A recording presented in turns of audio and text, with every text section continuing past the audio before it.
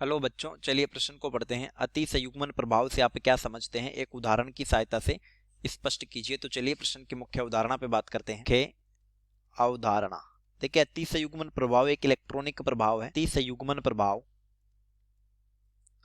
यानी hyper conjugation प्रभाव एक इलेक्ट्रॉनिक प्रभाव है, यानी वो प्रभाव जो इलेक्ट्रॉन के विस्थापनत्व विस्थानीकरण से उत्पन्न होते हैं, इलेक्ट्रॉनिक प्रभाव है। अति संयुग्मन प्रभाव, हाइपर कॉन्जुगेशन इफेक्ट।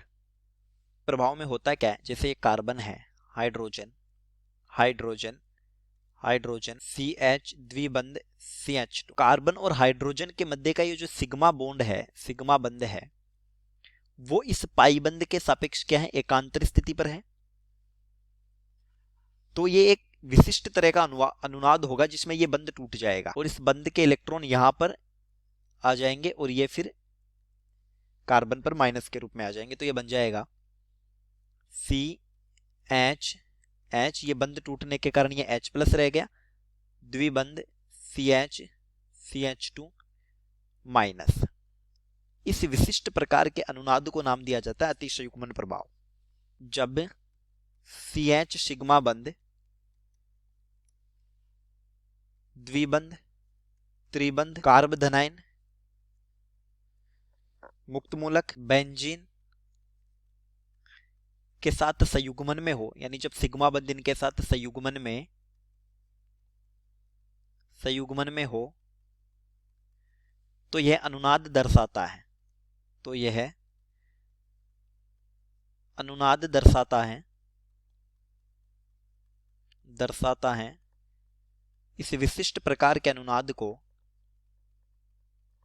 विशिष्ट प्रकार के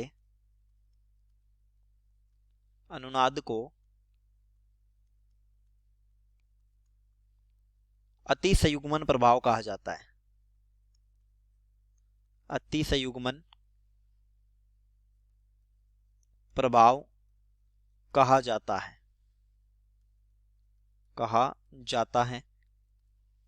देखिए एक विशिष्ट बात और, ये कार्बन जो है इसको बोला जाता है अल्फा कार्बन, और ये अल्फा कार्बन होता है sp3 संकृत, यानी वो sp3 संकृत कार्बन जो sp या sp2 संकृत कार्बन से जुड़ा हो। देखिए इस कार्बन का संकरण है sp2, तो इससे ये जुड़ा हुआ है, तो इसलिए अल्फा कार्बन है। वह यौगिक जो कम से कम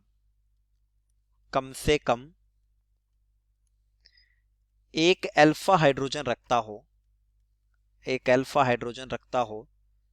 अति संयुग्मन दर्शाता है। अल्फा हाइड्रोजन वो जो अल्फा कार्बन से जुड़ा हाइड्रोजन। उदाहरण लेते हैं जो हाइपर कॉन्जुगेशन प्रभाव दर्शाते हैं। CH H H CH द्विबंध CH2। तो इस कार्बन का संकरण sp3 है और ये sp2 संकृत कार्बन से जुड़ा है, तो ये हो जाएगा अल्फा कार्बन। तो ये हाइड्रोजन हो गए अल्फा हाइड्रोजन और इस यौगिक का नाम हो जाता है प्रोपेन। तो इसमें क्या होगा, अति संयुग्मन प्रभाव होगा। तो चलिए उम्मीद करता हूं प्रश्न समझ आया होगा। धन्यवाद।